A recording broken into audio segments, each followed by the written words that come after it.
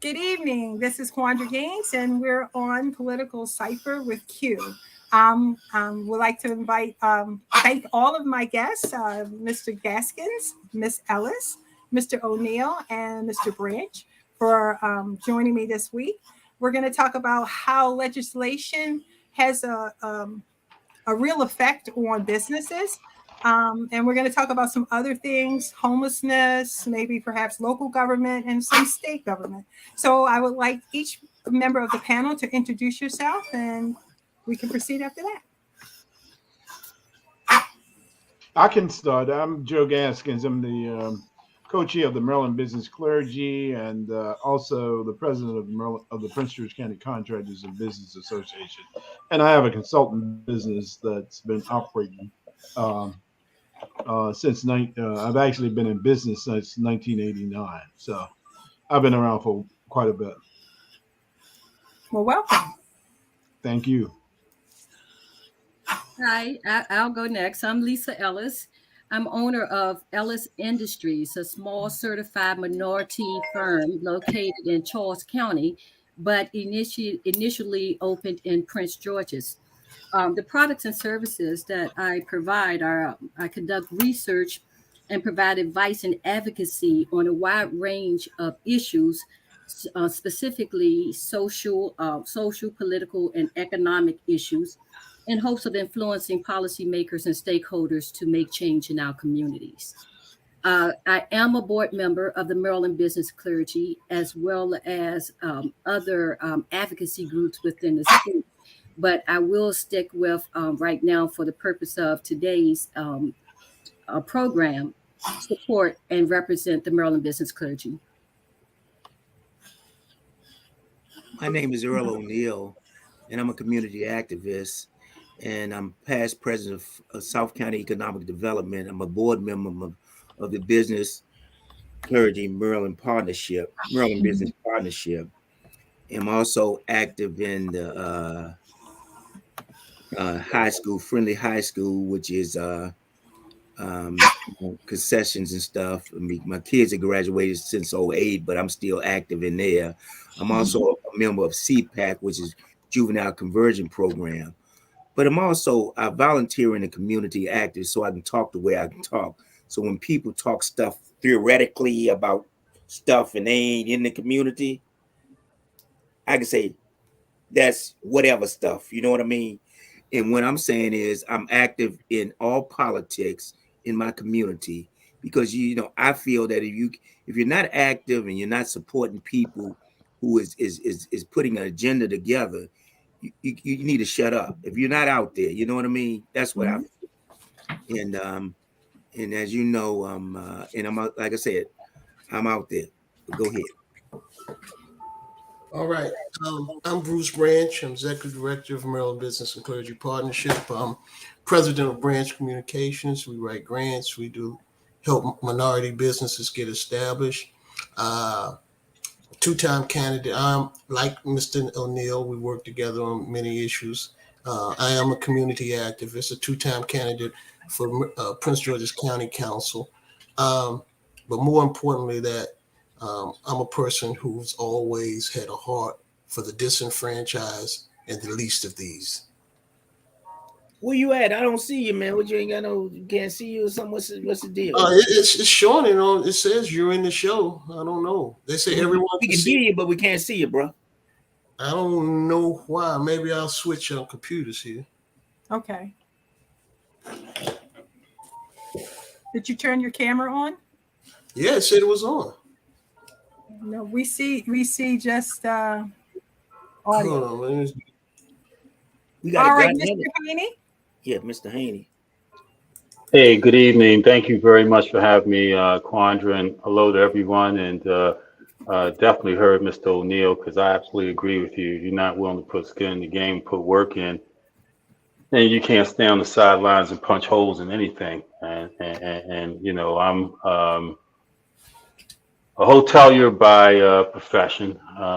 Do a lot of work in tourism and tourism industry in the state, have my own business, do a lot of workforce development training, do a lot of philanthropic work with young people, particularly in the schools in Baltimore City. and in the community. And I'm originally from Baltimore, and it's just good to be here for this conversation. Okay, well, while Mr. Branch is looking to see what we can do, or see on our end if we can pull you up as well, we're going to talk about legislation and how it affects businesses. Does anyone want to start? So by registration, what do you mean by? You mean how legislation and I'm sorry. legislation affects businesses on the state level, on the federal level, and on the local level. You want me to start first? I certainly will give you my opinion of it. I've been actively involved as an activist in the community, going back to William Donald Schaefer's term as governor of the state of Maryland. And I just want to say this before I go into that spill, is that we now have a time to put a candidate in that looks like us, that we can hold accountable. And since I've been working with him, I know the heart of the person, and his commitment to minority businesses is one of the best things about this particular individual. He's got a commitment to the business community, and it's up to us to rally around him to get him elected to this particular position. Now, let me move to the impact of government and elected leadership on minority business people, because that's what I am, and specifically African American businesses. And I would say this, that we have a challenge, a severe challenge. None of our governors, I've known all of them, I personally worked with all of them during the period of time, and none of them have responded in an effective manner to assure that the MBE businesses are taken care of. It's something that they put on the back burner. They grant waivers. They don't put department heads in place and hold them accountable for getting contract opportunities to minority businesses. I don't want to say specifically African Americans, because they are doing worse than any other MBE group in the state of Maryland. Now, and I want to remain relevant versus going back. So I'll deal with Hogan's administration versus going back to other administrations. And then I'll deal with also Wes Moore's promises on providing direction. During Hogan's administration, the focus was on Asian businesses. No doubt that he did help a few African Americans, but predominantly who benefited from the MBE program were Asian companies. And that's great. I've had my conversations with the secretary of the minority business affairs, and none of those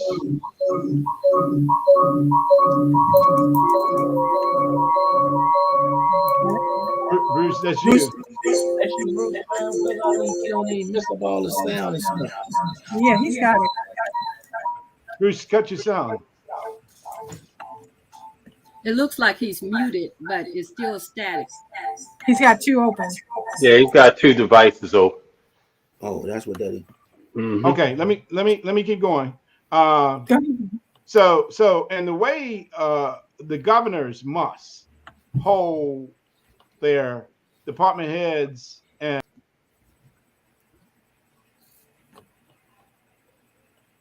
It looks like we lost Joe. Hey, will Joe, there you go. He back, Joe. Will determine the success of a administration. There has got to be a focused attention, and I'll go back. I was in D.C. during Marion Barry's administration, and during that time, the MBE programs in the city were more effective than they are now, which is absolutely ridiculous. We give grant waivers to on contracts to large prime contractors. We don't punish department heads for not meeting their goals and status. And it's not only in the governor's office, but it goes down to the treasurer, the comptroller, and the attorney general. All of those are new individuals who are going to be in the state of Maryland. Now, if we as African American people don't stand up now while we have leadership and hold our leadership accountable and work with our leadership to get it done, then the programs that we put in place basically will have been done for no financial gain to our community. I've seen small businesses go under. I don't see any effective long range companies who've been there, who've been successful with moving to the next level. They are in it and they're out of it. And it's a struggle just to keep in the game. And we have to have that improvement to take place, and it's got to stop with this governor, because the other ones in the past, I would just want to wipe those out. It's been ineffective, and it's got to stop with the new leadership. Okay. All right, Ms. Ellis. Can I say this? Yes. Oh, okay, Lisa, go ahead. I don't know what question she was asking. You just interrupted her when she said my name. I didn't say anything. She wanted you to go ahead and talk about what your issue is, and not about let her home. ask the question. We don't She know what just the said question go is. But she said, "Go ahead, Lisa." She said, "Go ahead, Lisa." Thank you. So I was going to ask Miss Ellis if she had anything that she would like to add to what Mr. Gaskin said, or did you have a whole new viewpoint of what he presently said? Well, Joe and I have worked together and presented testimony on several issues regarding minority inclusion and participation. My biggest pet peeve is the procurement and inclusion on major contracts, such as marijuana. The medical marijuana specifically was originally issued to 15 white organizations, and we had to beg, plead, and borrow to get in the game, to get skin in the game, and to get additional licenses added to when we were the most egregiously affected in the state and throughout the country. And in lieu of that, now we're looking at recreational being introduced when we have not resolved the issue of adequately adding additional licenses. For minority Black firms, not just minority firms, but Black Maryland firms are not at the table equitably as they should be. And this is a history. Gaming was the same thing with the video lottery. When we're looking at Jobs First programs and the video lottery, as well as the gaming sites, and how from construction to ownership, we're not at the table. And at equal, we don't have an equal stake at the table. So we need legislators like the Governor Westmore and the new administration that's going to take place to level that playing field. And if we're going to level the playing field, we need to look at policy that affect housing, procurement, and homelessness, and many other social ills that are pushing us and keeping that wealth gap in our communities. So I'm looking forward to working with this administration to help close those wealth gaps and to mediate how we get to the table, how we're at the table, and the representations that we have. Okay, Mr. Branch. My perspective is a little different. Minority businesses, of course, the bane of any thriving economy. But I think a residual impact is the violence that we see on the streets, particularly in Prince George's County and in Baltimore City. And I say that because where there's a loss of hope and a loss of opportunity, many of these businesses would be able to hire, for instance, in Baltimore, the squeegee boys. Many of these businesses will be able to place, as Joe has the Prince George's Contractors Association, a lot of these young men, give them technical training so that they can get an employable wage. So the lack of minority participation impacts the African American community in many other ways. And now we see the societal ills of that lack and that deprivation. Good point. All right, Mr. Haney. Hey, again, first of all, it's good to be here, and I'm listening to Mr. Branch talk about the squeegee kids, and they're right where they want to be. Because I don't know if you've been out there on the corner and talked with them. I've been out there on the corner and talked with them. Many of them have jobs, but what they don't have is disposable cash, which is what they want, and a social environment to hang with their boys. You know what I'm saying? So they want cash every day because the $250 check that they may get every 2 weeks is not enough to sustain them for some of their needs. Okay, so that may be an issue. But I think we're in a very good time. I've testified in Annapolis over 30 times in the past, probably 7 years, for legislation more favoring the tourism environment and small businesses. And you know, we're in a good space here. We got Adrian Jones. We should be in a good space. We got Adrian Jones, House Speaker, potentially Mr. Moore, Governor, Brooke Learman, Controller, Derek Davis, Treasurer, who will sit on the Board of Public Works. First time in ever the history of probably the world, there's not a white man anywhere around deciding contracts. Okay, so the value of our strategies, and as it was said, working with our public officials to ensure that black businesses, because it's not about small minority, it's about black businesses. You know, it's about black people getting a fair share. SBAM or MBA, whatever you call it, is irrelevant to what the issues are in our community. But we have got to take some ownership as well. You know what I'm saying? We've got to take some accountability for the issues in our homes with our children and understand that it isn't necessarily on the politicians to deal with that.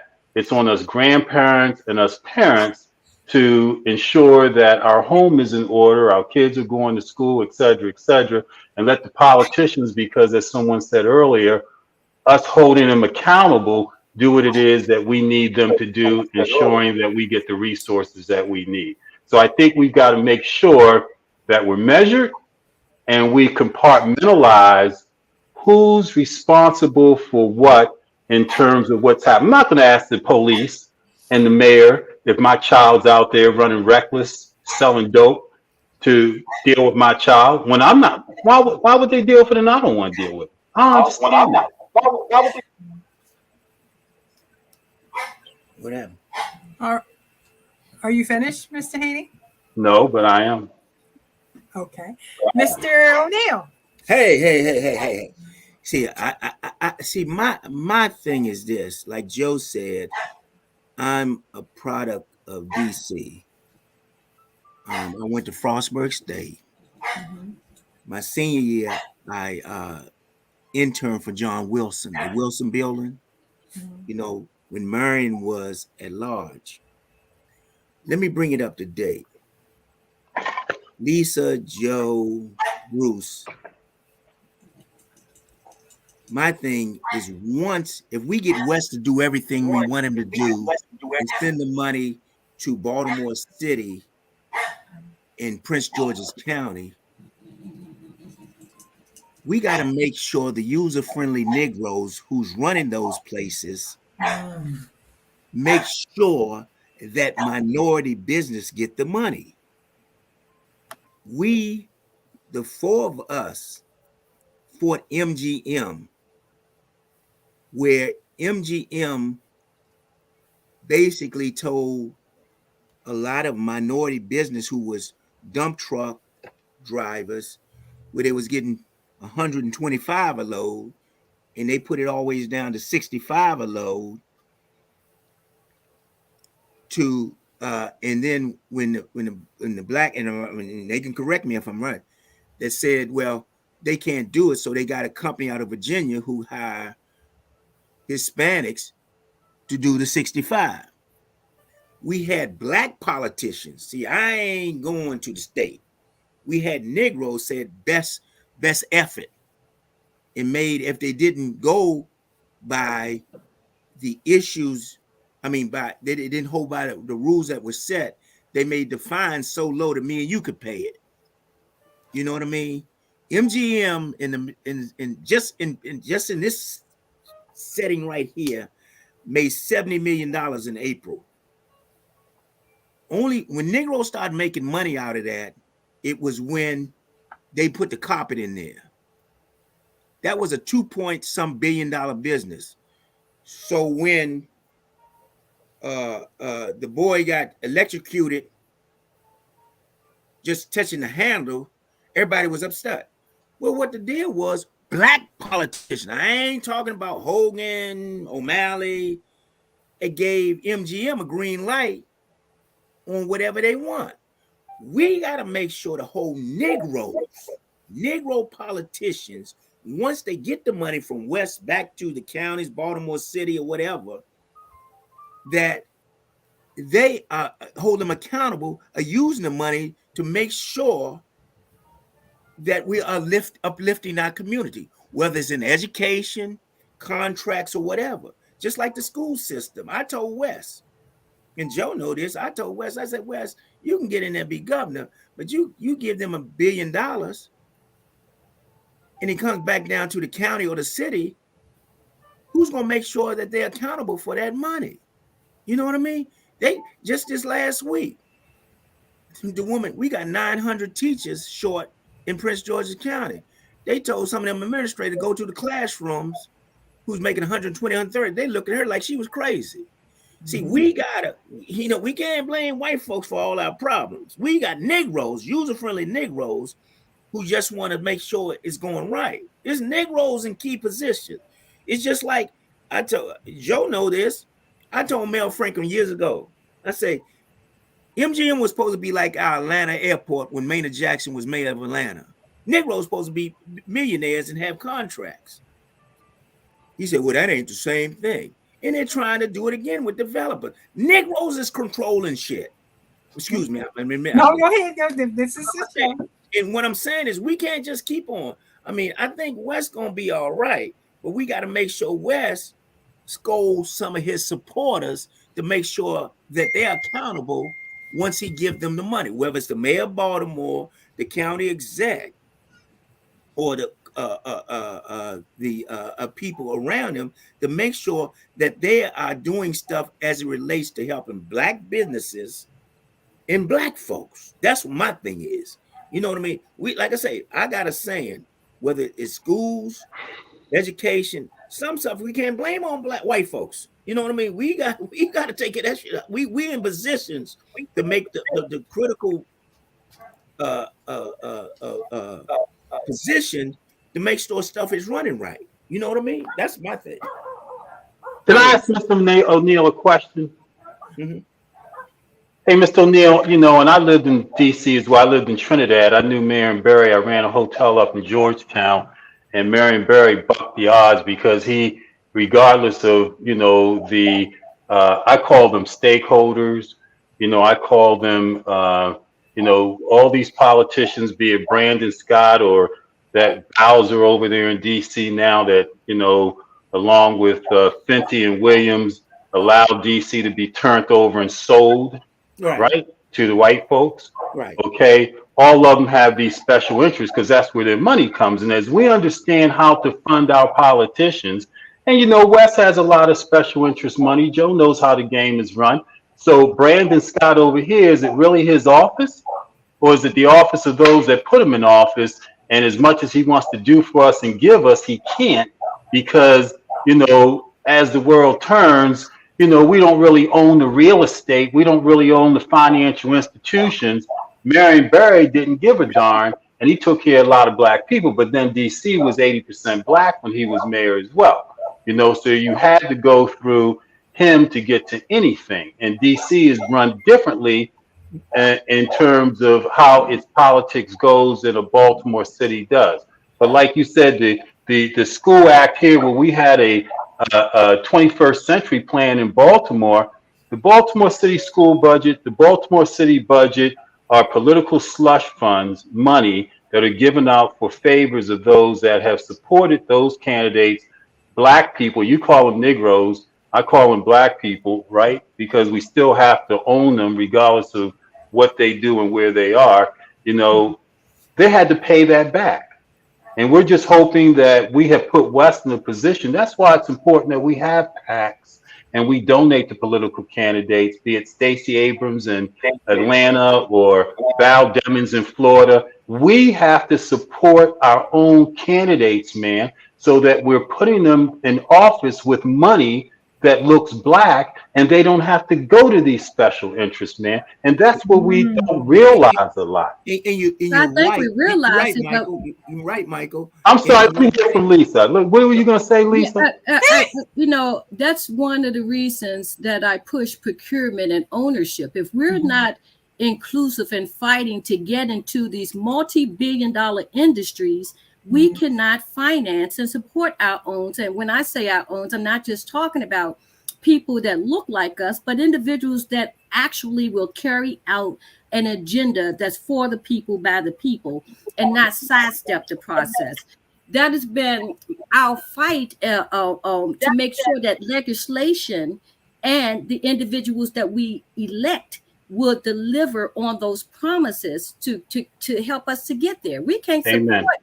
ourselves at those levels if we're not making the money, if our businesses are not scaling at the same rate that those 15 initial white companies that won those marijuana licenses are scaling.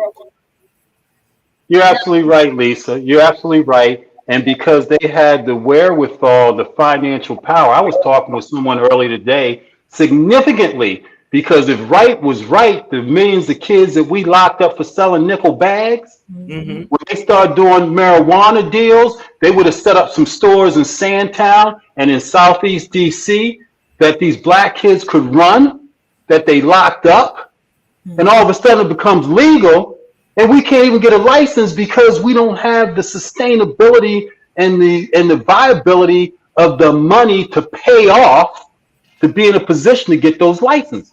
It's And complex. we're still getting locked up because locking up Cheryl Glenn, whether we agree or disagree, you can have a whole argument about the choices that she made. At the end of the day, what we're still looking at is another black person going to jail for marijuana under any. Unbelievable. You know what she did wrong, Lisa?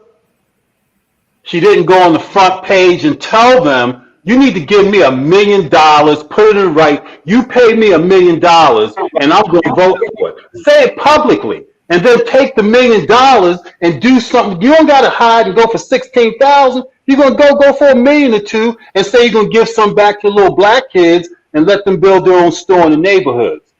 See, we go for the pennies when we need to go for the jugular and the kill.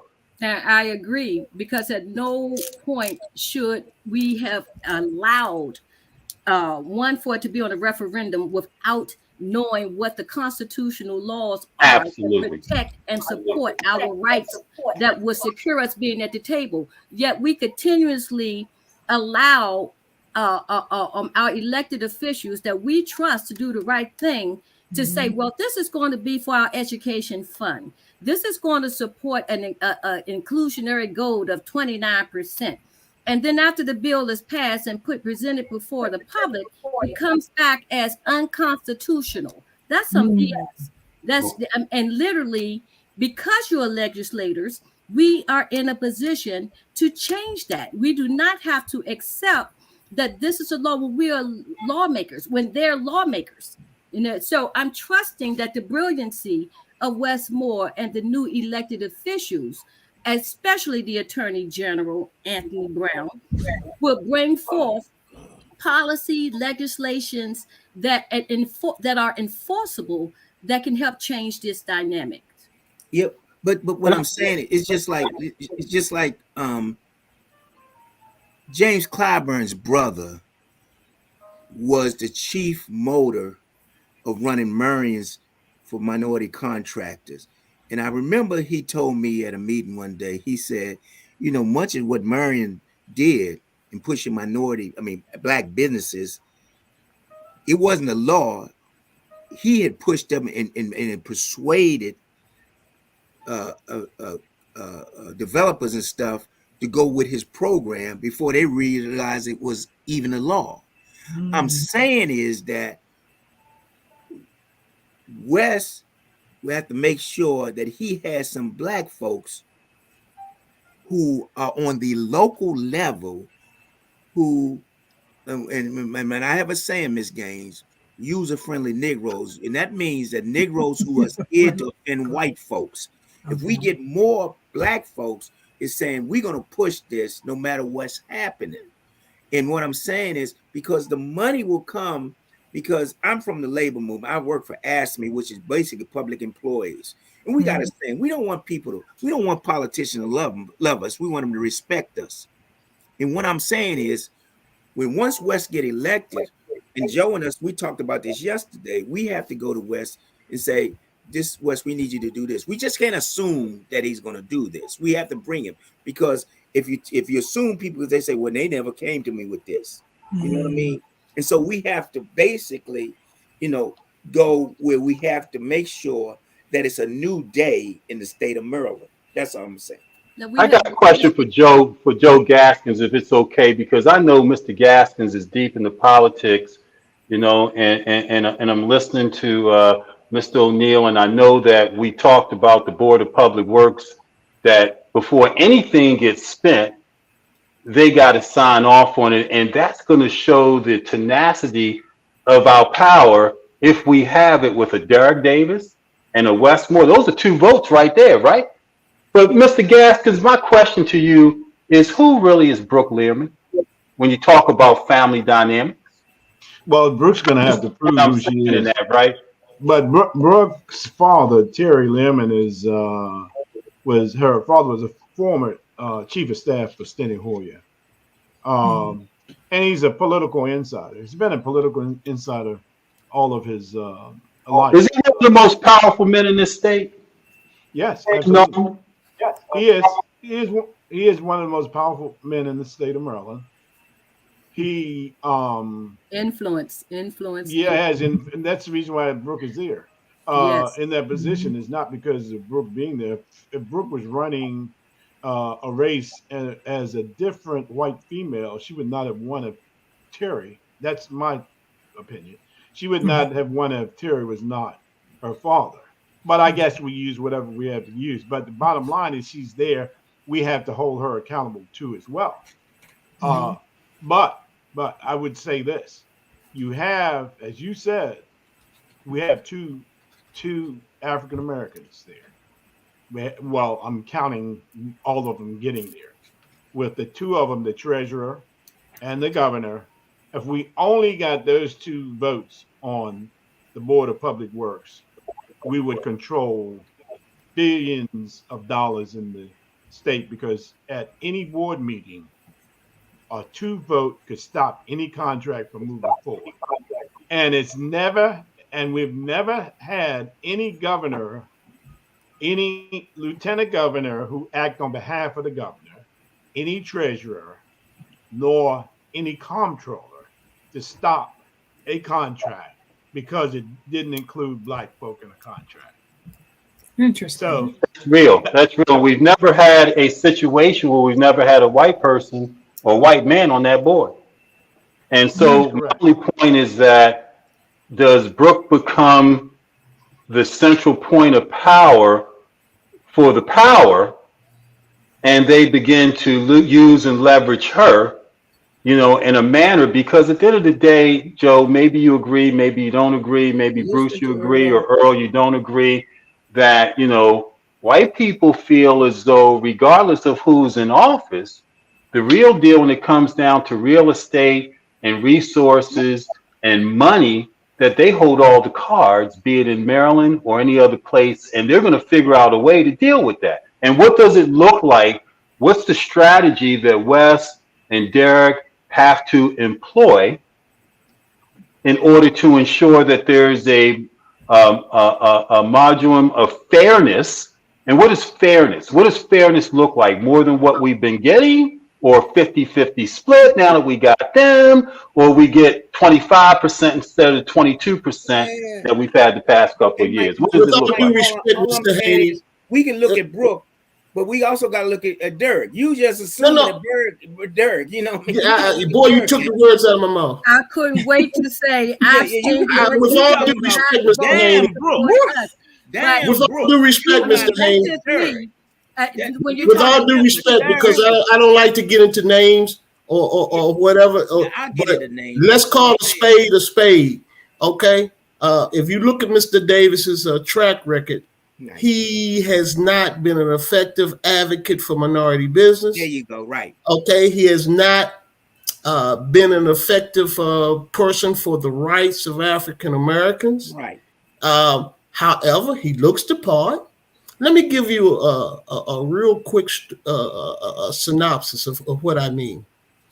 There's a law in Prince George's County, CB 13, which makes it a crime to dance anywhere without a license. Okay, so if I have a restaurant and people start to dance, I'm in violation of the law and I can be arrested. It was really designed to stop go-go bands. Right. But the fact of the matter, and because they wanted all the people to be pushed down to the National Harbor or close by, all the African American restaurants that were in close proximity suddenly disappeared. Okay, so now everybody has to go to the harbor, where 40% of the alcohol sales allegedly was controlled by your former state senator for many years, a man named Mike Miller. In the county. Yes. So what we have is a lot of people, and he mentioned Mr. Franklin, a great alpha man. I'm a member of Alpha fraternity, but he's not Martin Luther King. Let me tell you that. Okay. All right. So the issue becomes, even though they look like us, they grew up in our communities, they don't work for us. So that's why Mr. O'Neill so eloquently always calls them user-friendly Negroes. So what we have to do is... Bruce, let me add this to it. Go ahead. When we got rid of our school board, our CEO of our school, Mr. Maxwell, his wife was his chief assistant. She was making more than the governor. She was making this. I'm not making this up. But you know, at the end of the day, I won't bash our own people because we have enough folks that do that for us ourselves. I think we have the opportunity to work within ourselves to strengthen us. But when we look at now, we know Brooks Lieberens is a civil rights attorney. So my hope is that she would take what she should be passionate about to the comptroller's office to make it equitable for us to be at the table as Black people and women. As a women-owned business, you know, that was my hope, that Derek and Brooke, along with Wes, would be able to level that playing field for us this coming term. Yeah, and I hope to go to heaven, but don't mean I'm gonna get there. Dig it. That's real, and I know Derek Davis, and Derek Davis was a fierce opponent on alcohol beverage reform in the state.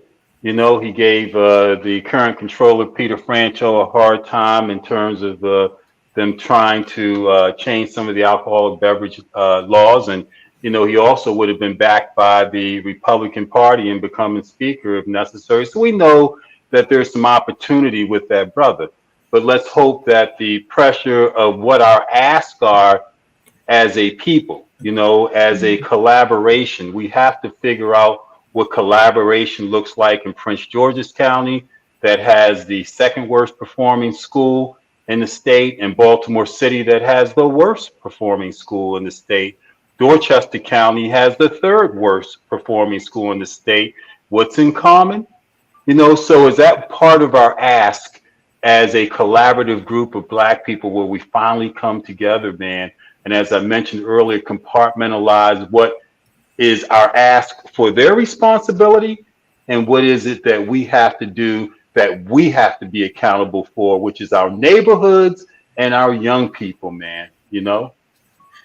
But you failed to mention the role of developers and the influence,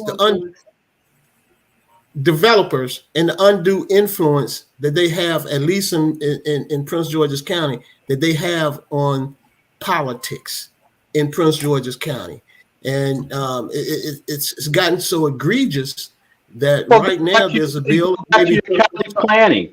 Go back to your county planning board, just like I tell the folks in Baltimore, those trains left the station 15, 20 years ago. When are we going to understand that legislation relative to redistricting and what happened in DC, where Mr. O'Neill says he's from, and the gentrification, the plans to change communities didn't happen in 2012 and 2013. They happened at the turn of the century when they began to make plans on the infrastructure based on how long these housing structures would last, and they'd be offering blacks this much money, send them over to southern Prince George's County, and turning DC into the upside down look that it is now. Same thing they're trying to do in Baltimore, bringing in bike lanes. See, first they begin to build amenities that they know that the future constituency wants, and we don't see that. Mike, all we trying to tell you, in Baltimore that may be true, but in Prince George's County, these Negroes are so bourgeois. I'm talking about, and I'm not saying this to be funny. I live in Fort Washington, and I tell George this. I used to live in Brandywine. I know Prince George's County. Let me finish what I'm saying. Yeah, I hear you.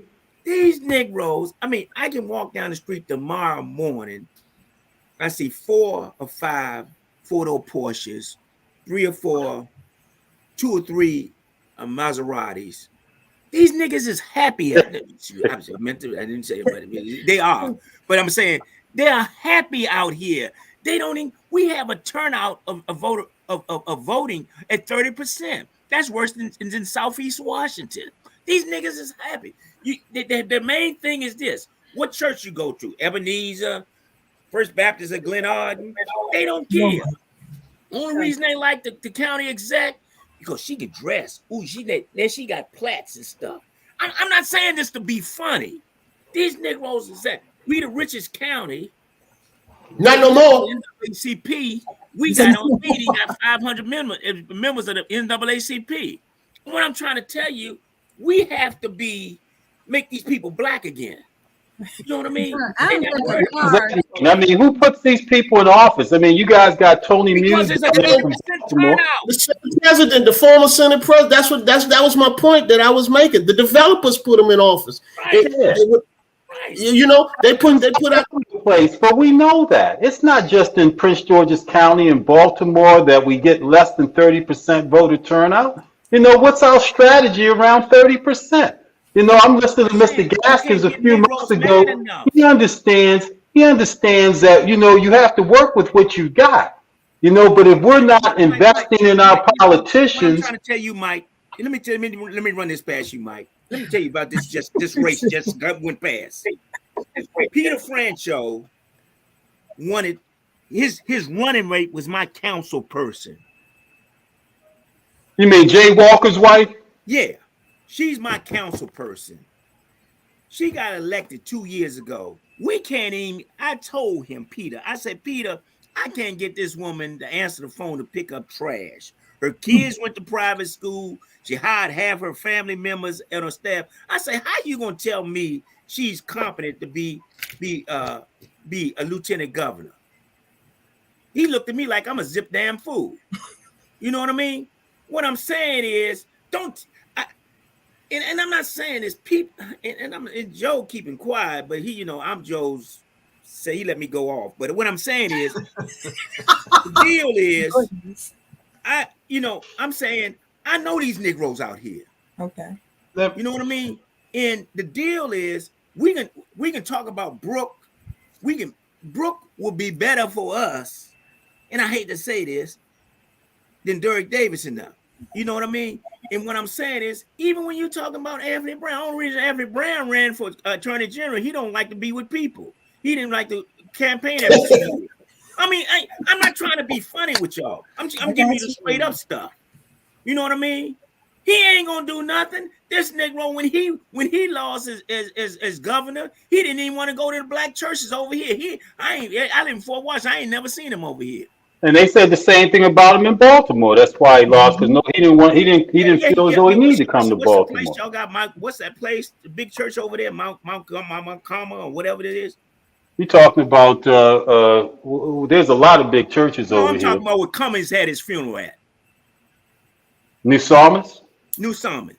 That Negro didn't even go in there. Everybody go there. Yeah, we know that about All Anthony Brown. I'm saying is, don't get on Brooks Learman. We gonna get her straight. No, we're not getting on it. We're just evaluating the power. You know, we can't get anywhere if we don't understand the power. You know, and these people don't get in office. Even how did you describe these Negroes? What'd you call them? User friendly. Let me show you this, Mike. You know why Perez was second in place, came in second? Well, he was close to the machines politicians than Peter was. You got to remember, Peter said he was closer to Ask Me. No, he was closer to O'Malley's. O'Malley,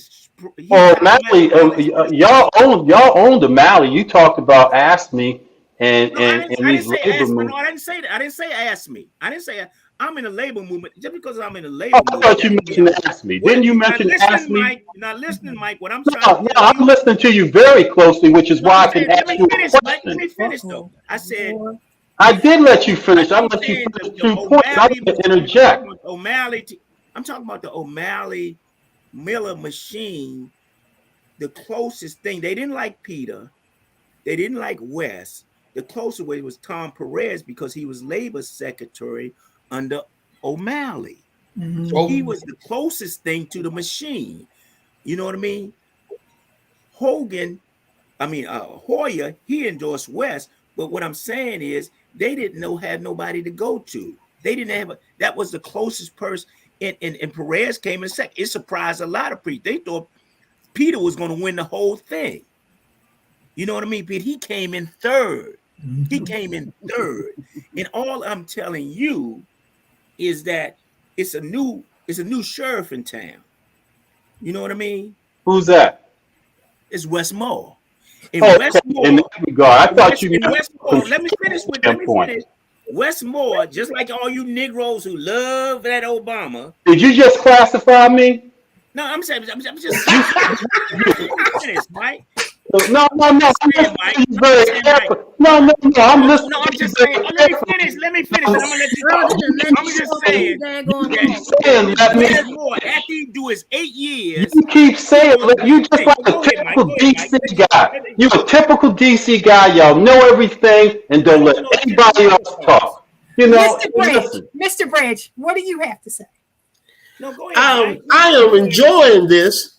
I'm somewhere in. I really truly enjoying it, but I go back to what I say, and I agree to a degree. West, for me, my expectations are not as high as everyone else's that he's going to be a safe. I saw it, but I am proud as a older Black man to have seen possibly the first African American president. And I was on the front row for Obama's inauguration, and I'll be prayerfully, I'll be somewhere close. Everybody's already given the election to West. He still got to run. Yeah, that's true. I'm with you on that. And people got to go behind that booth and vote and see. There's a level of complacency that everybody thinks West is automatically going to win. Okay, but there's some white folks. I looked at the voting. There's some white folks that closet will go in that booth and pull another name. And so when if we don't turn out, West won't be the governor, but he has that it factor. I think his heart is in the right place. Okay, unless do that with Ben Jealous as well as Anthony Brown, that by the time we get to the general election, it's a different story. So we do have to, one, change the narrative, show up to vote, but also be prepared with a legislative agenda that represents African Americans to push that would encourage our base, our grassroots base, to get out to vote. And that's where I am right now. I don't want to count the chickens before they come out the hatch. I think Mr. Haney strikes a very good balance of pragmatic solutions with sometimes and Earl can be very aggressive, sometimes with us revolutionaries, as I would say. But Earl made a great point. He talked about Marion Barry, and he talks about Fort Washington, and he talks about Woodmore. But people don't realize, had it not been for Marion providing government opportunities and contracts, they should have named it after Barry. Yep, And there wouldn't be a Woodmore. I can recall when BET, let me give you a perfect example. He made sure that BET got the cable contract. And BET was in a small room like the one I'm in right now. But when Marion hit hard times, and this is the problem I have with our African-American community and politics, because we don't create millionaires, we don't create wealth. Marion should have been on somebody's board. He should have died a rich man, but he never did. And our politicians come out, have to beg and borrow for a job. Wayne Curry in Prince George's County, right? Jack right Young, here. Jack Young in Baltimore. I get you, man. Yeah. Okay. They can't, Larry Young, they have to come back out and work. Thank God for Billy Murphy when Wayne gave him a job. So we don't take care of our own. How can we expect somebody else to take care of them if we don't take care of ourselves? And so what we have to do is begin to hire, not necessarily Black people, but people who have the heart of the community in their souls. And we've seen so many politicians. Right now, your attorney general is under fire. I mean, not attorney general, state's attorney, well, former state's attorney now. She's under fire, all because she stood up. But if the community had come out and she's being indicted by another Black man who was a legislator, nobody's even talking about that. So we have to become more vigilant. We've stood out there, and while the NAACP president at the time stood in the car. Later on, he told people he led the march. We was out, he was afraid to get out the car. And Lisa was there, Earl was there, Joe was there, but he was afraid to get out of the car.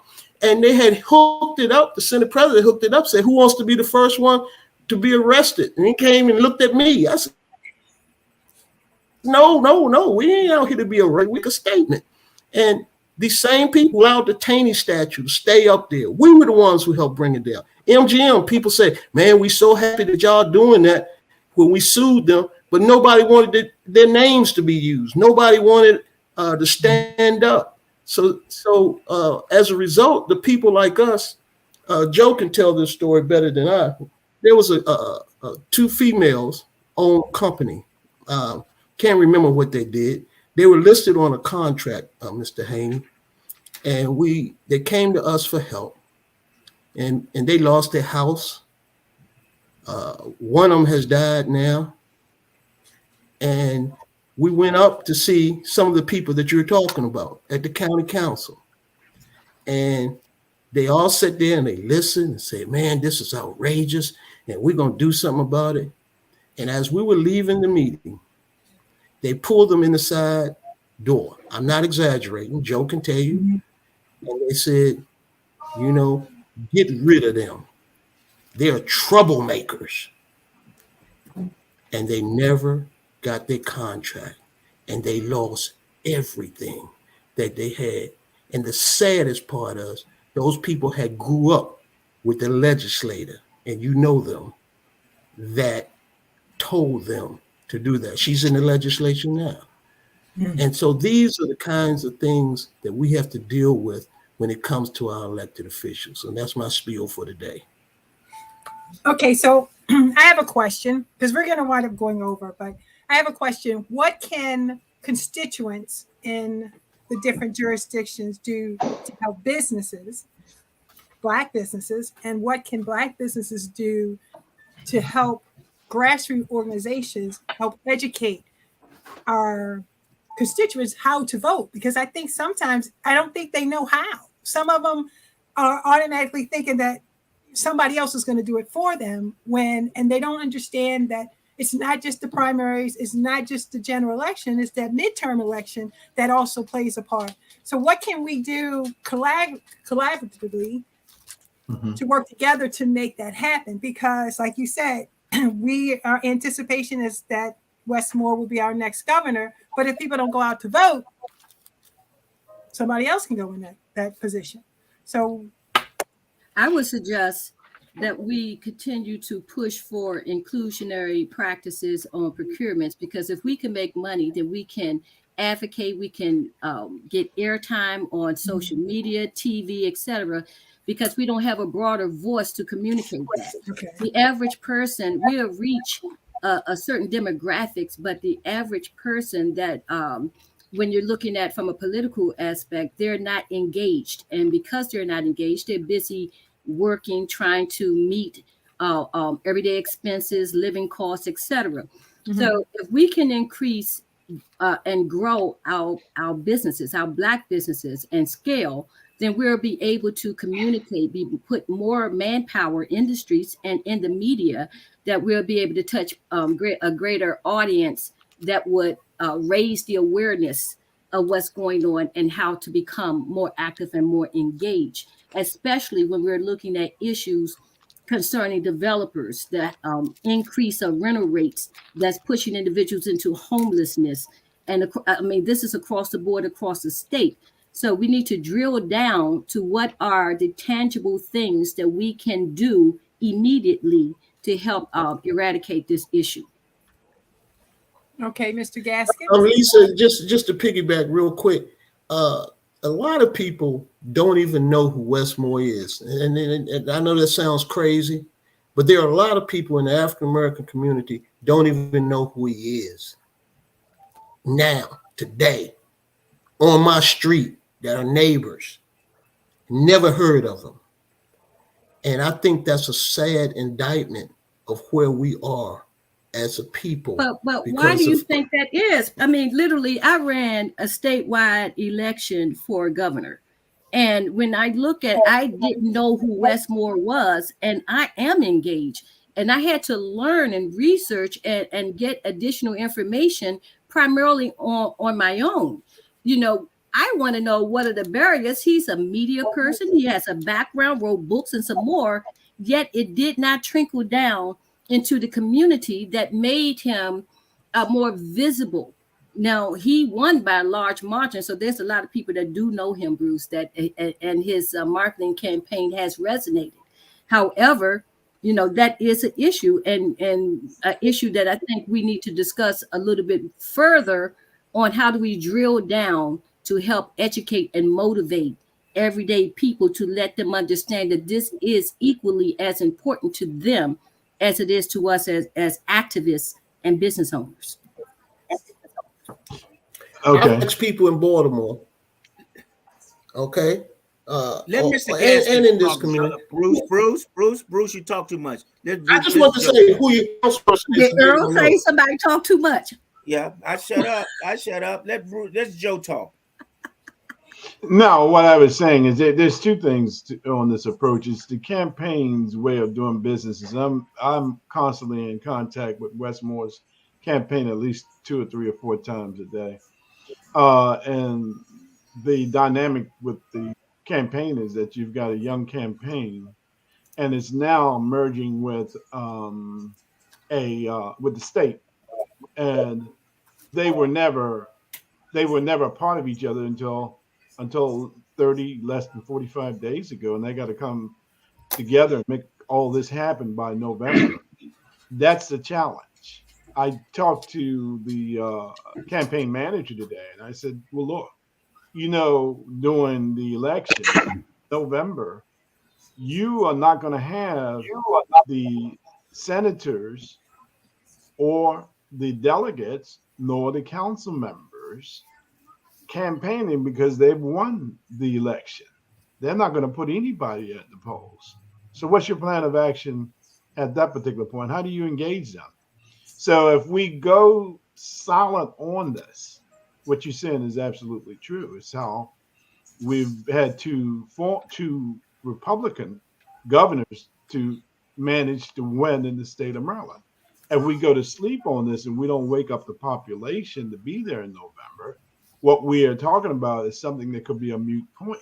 We might not even have an African American governor, because believe me, behind the scenes, white individuals who don't want West End are working to make sure that they reach their voter base and their voter base vote for the other candidate, Cox, Dan Cox. Dan Cox is not an enemy to them at all. Remember that. He might be an enemy to the African American community. He's not an enemy to them. They might not agree with a Dan Cox philosophy, but he is a white male. So we can't be too careless and too laid back to think that we can win that we've got this one. The second thing is that's to Michael. Effectively, over the last since the early '80s, I've always created a dynamic relationship with Baltimore City, and have enjoyed it. From Arnold Jolivet to Robert Clay, Tiger Davis, all those individuals who I could call my friends. And we could go and we looked at how to do things that would involve both major population areas. At that time, Prince George's County and Baltimore City. Yeah. And we worked effectively. We were always in Annapolis. Okay. Yeah. And we were always advocating for minority businesses. We have to go back to that particular model that we were doing before. We cannot put that on the sideline and just let the state run itself, because from a gubernatorial perspective, from a treasurer perspective, from a comptroller perspective, there are very powerful individuals in those elected officials' ears, and they have what we don't have as a Black community. We don't have money. Now, I think Earl mentioned that in the county, Prince George County, they now have a bill. Now that the council is a council that is not developer friendly, there's a law that they just put in place before the new candidates come on and assume their seats that will take the power away from those that will take the power away from those council members. They are making it a requirement that you have to have 8 votes to overturn any development decision. Wow. See, it's the reverse. Before you had to have the votes to get a decision. Now they're saying you have to have 8 votes to vote against a developer's position here. So we're sleeping. They're working. And some of our major candidates who are running the county, individuals that were mentioned here, are working with the developers to make sure that that legislation passes. Now, what do they get out of it? They get to be the next county executive. They get to be the next state's attorney, because they will have the money that come from those major developers that will fund their races. But we have to change that dynamic, Michael. We have to change it in here, and we got to change it in Baltimore, because I was in Baltimore. We worked elections in Baltimore, I think, for maybe eight, maybe 12 or more years there, trying to get the right person to be in office. But we cannot attack our elected officials like they were being attacked with, I'm going to use this name, Wayne Frazier, who attacked our senator in Baltimore. And he attacked him viciously and talked about him that way. We have to help them to get to that next step. But unless we are an effective, Black, well-organized group with the ability, the knowledge to make it all happen, then we're going to die and we'll never get it done. So that's our challenge. Our challenge is to put that team together and put it together now and to start to work. Use our media sources to reach into our different communities. And that's why I'm thankful whenever I get a chance to go on your media markets because we don't have the media markets in Prince George County that are grassroots media markets to reach out. We have to depend on Baltimore to carry that. But that's going to be critical. We're going to have to use social media components in order to get the message out to the individuals. And it worked. We sunk Absolutely. Peter. We sunk Peter with Facebook. Absolutely. Okay. Absolutely. So Absolutely. it can work. Well, Mr. Gaskins, if I can say, Quandra, because I have a high degree of respect for Mr. Gaskins. I remember a few months ago, we alluded to a conversation of Prince George's in Baltimore. How could we collaborate? How could we work closer together? The two largest Black jurisdictions geographically in the state. If you look at from the Attorney General to the Controller, meaning the Treasurer, potentially the Governor, all are from Prince George's County, the President of the Senate, all are from either Prince George's County or Baltimore. And to your point, Mr. Gaskins, as I was working with the Westmore campaign today, I interviewed Westmore, I interviewed Dan Cox. You can look at those two interviews. We have to have a media platform that informs our Black people. And that's why blackusa.news and communication vehicles like this are so important. And when I see you on it, Mr. Gaskins, I realize that it's important for us to promote and to push this because it's credible, it's accessible, and it speaks to what our people need to hear. And to what Bruce said and Lisa said, the education of our people when it comes to politics and their ignorance of it, their ignorance of candidacies, their ignorance to what Mr. O'Neill says of having people in places that we really shouldn't have because they're backed by money. We have to do a better job of educating our people. And there's a medium such as this, blackusa.news. Maybe it was the Afro, maybe it's the Prince Georgian. We have got to circle the wagons with our media and with our people like you guys and me and Donnie and Quandra. And we got to talk. We got to communicate. I agree, because I told you one of the main things when we're talking about developers, I want to circle back to this rental increase across the country. Charles County in particular has the highest increase at 39.9% in the state. Wow.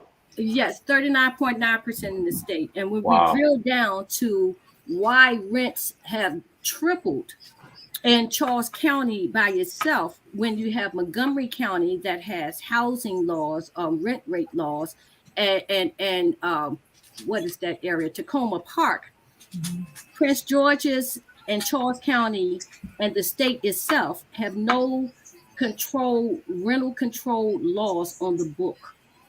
HUD has identified the fair market value for Charles County and has actually insists that they activate what they're entitled to and to help reduce seniors' rental rates as well as the cost for Black and brown people to rent. Yet Charles County has not accepted it. Our legislators here has not accepted it. When we look at Baltimore and you're talking about your homeless rates, you had a homeless issue prior to COVID. Yet the pandemic pushed people that lived in inner cities in urban districts to move to suburban districts. And those people that moved to suburban districts sold their homes have now become renters. And becoming renters made the what you call it, the inventory for apartments low. So if it's lower inventory, then your rental rates are going to go up. Your rental rates are going Demand, supply and demand. Yes. Supply and demand. That's exactly where I was getting to. And you know, if we have the opportunity, one, that we can put rent control laws in place. Other areas across the country have done it. Maryland needs to do it. It is an issue that this governor can get in front of if elected, and he can become the champion across the country for helping to not only tell investors and developers that this may be your market, but you will not gouge our communities, especially Black and brown communities, where they rely on our vote to get elected. Wow. Okay. Wow, this has been a really fruitful conversation. So, what is the next step? What is the next step, Miss Ellis? I would say that we build our coalition. The Maryland Business Clergy is taking the lead to help communicate or gather additional information so that we can speak factually and knowledgeably about why the process, why this crisis is, and what can we do to help mediate it. People are moving into homelessness. You can't afford to live. Food rates have gone up. Maryland's as a whole have a 96.5% increase in rent across the state. And Baltimore, Charles County, and Prince George's are bearing the brunt of all of that. So our next step have to be to come together as a community, get our Black legislative agenda together. So as this new governor is elected and the new legislative body takes their oath in January, on day one, we're prepared with our legislative agenda to say this is what we expect, hold them accountable, and while at the same time, right now, we can begin to educate the community about, well, the community already feeling the brunt. We can pull them into the fold, sign petitions, and move forward with helping with this demand to lower and control rental rates and ownership. People can't move into home ownership if they're now paying 3 times the rate on what they're renting. The hope of being a first-time home buyer, that dream dies, and it dies for Black and brown people in the state of Maryland. Okay, Mr. O'Neill. Yes, ma'am. What can we do? What's our next steps? I think Joe or somebody said it that maybe people think I talk a lot, but I'm also out there. I make sure that I get out there and help my candidates. I have a senator. We have a senator, Senator Muse, and we got him elected. And I'm going to do the footwork, but we have to do some nonpartisan, making sure people understand that they have to vote. You know what I mean? We have to tell them that they're going to lose something if they don't vote, to make sure it's a big turnout and stuff. And that's what it means. It just can't be just the Westmore campaign. It has to be nonpartisan groups that basically say you need to vote, so we won't be like Georgia. We won't be like Mississippi. We have to encourage people to vote. I mean, and I'm not bragging. It's just like I was the only, like I told you, I live right where Francho's lieutenant governor lived. On my street, Fort Washington Road, I had the only Westmore signs on there. Everybody had Francho signs. I'm saying as late as after the election, they still had Francho signs. You know what I mean? Mm-hmm. And people, I mean, just those little things of putting signs in their yards and encouraging people to vote, just to vote for that. And we have to tell people just about Cox that he basically supplied buses to go to January 6th. Just like we told people about Francho. Francho said he didn't support Ben Jealous because he had a good working relation with Hogan. We have to tell people. People say, oh, you know what I mean? We have to get out there and get, do the work. And the 4 people you see here, the 4 people, all of us, Joe, Bruce, Lisa, we not only just talk the talk, we walk the walk. Joe, along with Larry Gibson. Well, Larry was putting out signs in Baltimore all over in Baltimore County and all that, Anne Arundel. Joe was doing that in St. Mary's, Charles, and Prince George's County. I'm talking about them big signs. I mean, I saw on Facebook where Larry Gibson was doing that. And we have to put our money where our mouth is. So people, these old ass people doing it, why can't we do it? You know what I mean? I mean, that's the deal. You know what I mean? And that's what we do. When people see us 4, yeah, Earl talks all that stuff. But when you call Earl on the phone, he gonna be there. You know what I mean? That's what you have to get more commitment from. You know what I mean? That's all I got to say.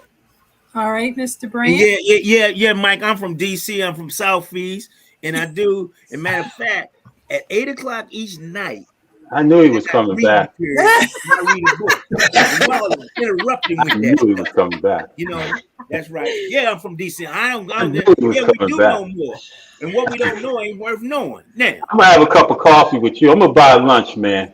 We got some notes. I knew he was coming back. I said when I knew he's coming let back. him come back. That's right. And man, Mr. guess what, Hayes. Mike? Guess right. I got Baltimore in me. My wife from Baltimore. My wife from Baltimore. I know about Baltimore. You ain't. Mr. Haney, I'm a Washingtonian as well. Bruce is too. Bruce Joe, is not a Washingtonian. He need to stop claiming DC. he said that. He said, No, I'm going to DC General. everything. Just for the record, I was going to DC General Hospital. Grew up in Southeast. Who was Okay. that? Who was Grew up in Southeast. I was born in Garfield Hospital. Yes. Okay. All right, Bruce. But I'm not gonna say much because there's a scripture that says there's one thing to be thought a fool, but another thing to open your mouth and remove all doubt. And Ain't that but at the end of the day, what we have to do is come together. right? I think shows like this and conversations like this are healthy, but at the end of the day, we must hold our politicians accountable. Right. And there's no way that if there had been the first Jewish president or the first let me say it this way, the first Jewish candidate that had a chance to become the first Jewish guy to be governor of the state of Maryland, would the Jewish Union support a black person or a white person? The chairman of our Maryland Black Caucus, who was a good friend of mine, and he knows how I feel this way, supported Peter Franchot, not based on qualification, but based on the fact of what he would get out of the deal. Who's that? I Daryl think Barnes? Huh? Who is that? Daryl Barnes? What did you? Yeah. I didn't want to say his name. I didn't know.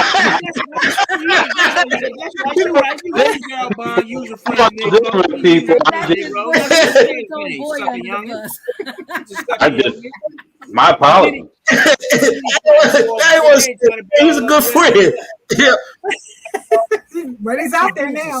So And I think those are kinds of decisions we have to watch when our candidates make those kinds of decisions, because he wasn't the only one. There was a long list of people on the Franchot ticket. Okay. And people did it for personal interest. And I don't do things for personal interest. I do things for community interest. And that's what I think we have to begin to, as Lisa said, help our people understand how important that is, because legacy is important. all right, Mike. I'm done. What's next? First of all, I appreciate being on here with these good people from Charles County, all from DC. I lived in DC. 3 of my kids were born in GW. 2 were born in Georgetown. I lived in Brandywine. I've lived in Baltimore, Hartford, Connecticut, Charlotte. My business took me all over, and so that's why I enjoy conversations such as this. But what does a lobbying coalition look like between Black people with common interests? What does the coalition look like that takes us to Annapolis to the point of holding our elected officials accountable, where we're all on the same page? What does a simplistic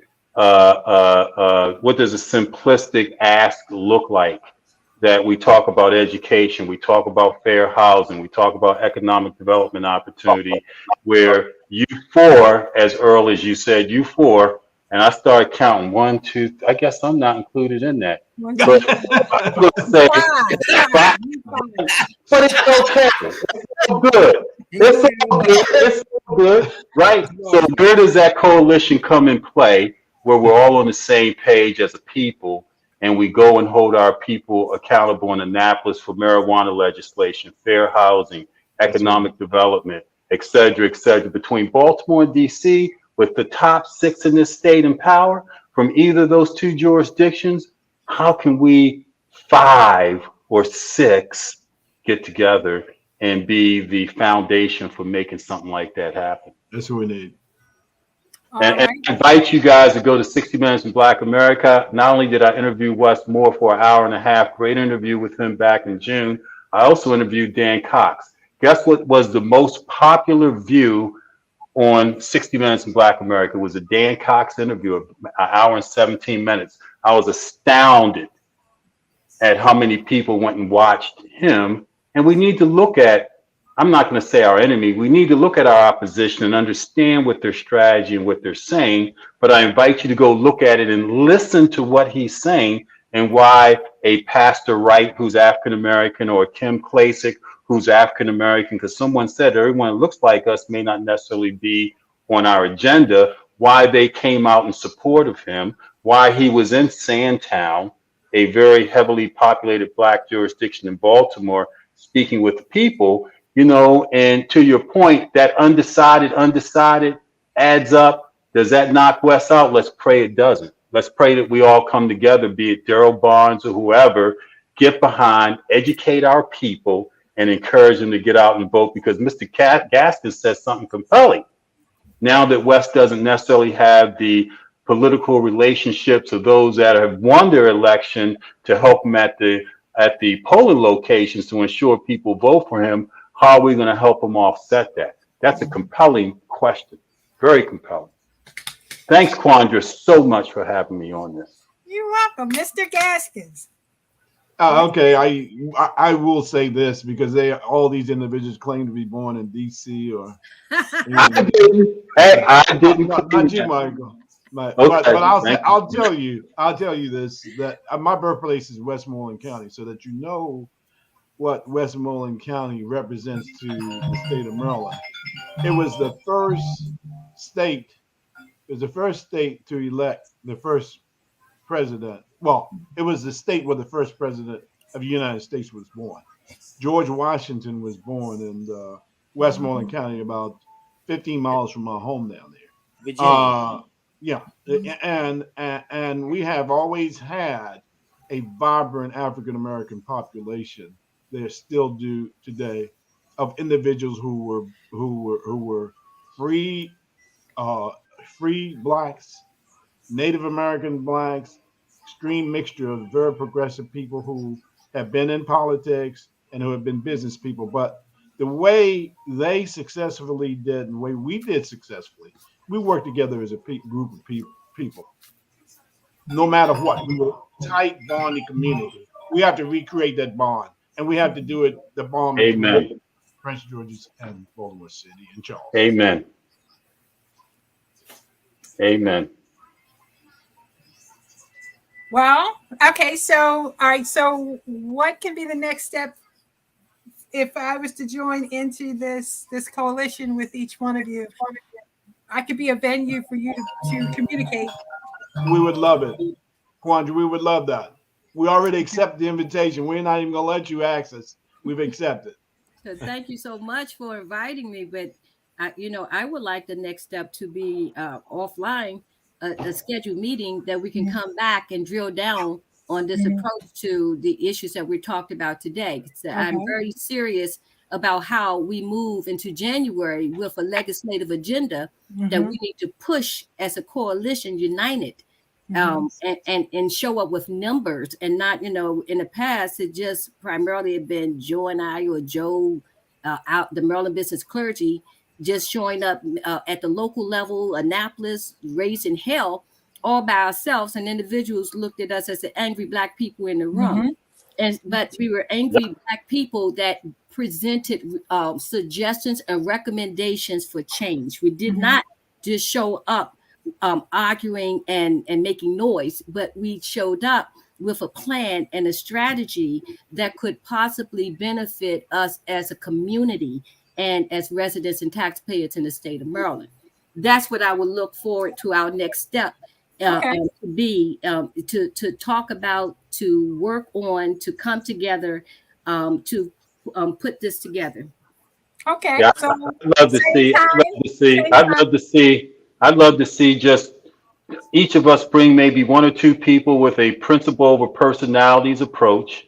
You know what I'm saying? Because we all know significant people in our jurisdiction that we could bring that have significance, but everybody can't sit at the table. As someone said earlier, everyone wants something different, but it's got to be principle over personalities and people that we trust, understand that right is right, and for the right of everyone, we need to sit down.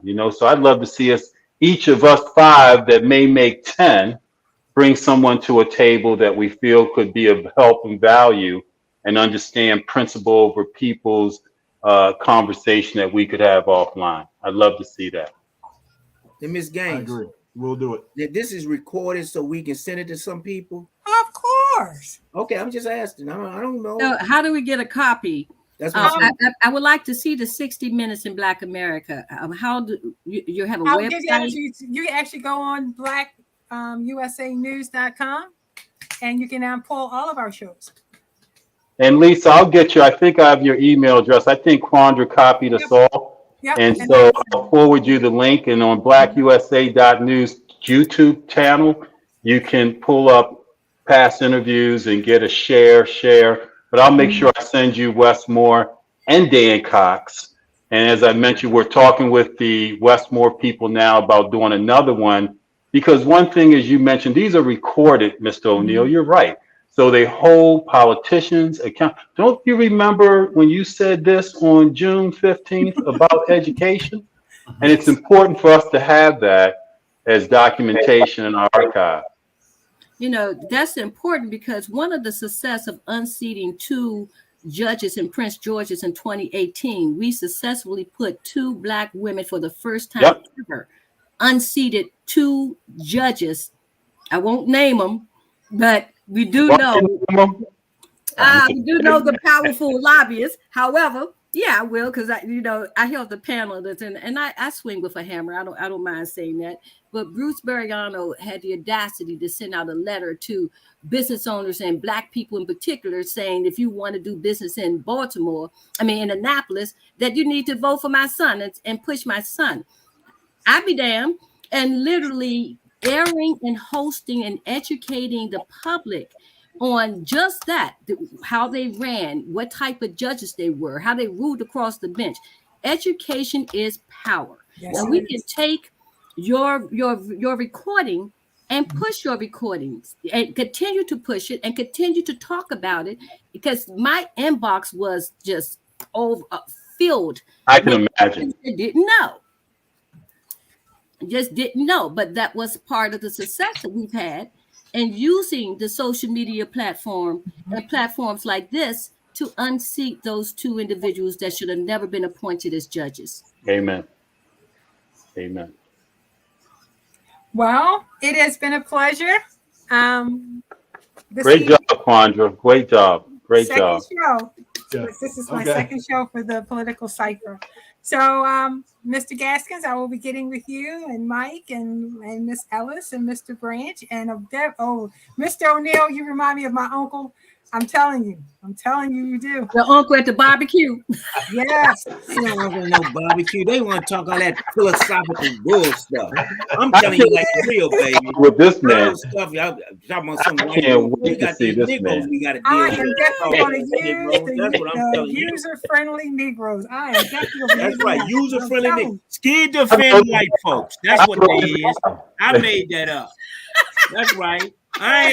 Joe told me to be on here, and Joe know when he tell me to something, he know I ain't got no cut cards or nothing. I know you told me that too. Right. Before you came on the show.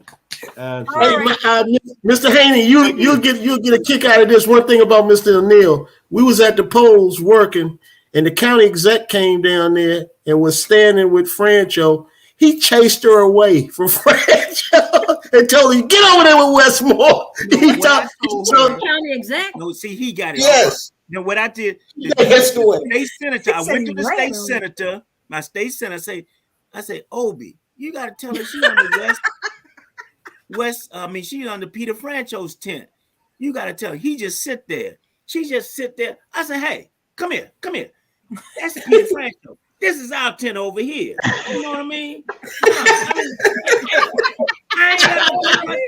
They put their pants on just like me. I am not surprised. I can't wait to have a cup of coffee with him. I can't wait to have a cup of coffee with him. You I got it. can't wait. You gonna need something stronger than coffee, brother. Yeah, sweet fire, sweet gas. Ain't see a living man. He ain't that bad. You know Well, what we I mean? got it. That's We what- really that's- appreciate I gotta it. keep it real because see, Thank you, Quandra. This has You're really welcome. been an it's been enjoyable great, evening. Chandra. But Thanks, I got Quandra. some catfish to eat, baby. Thanks.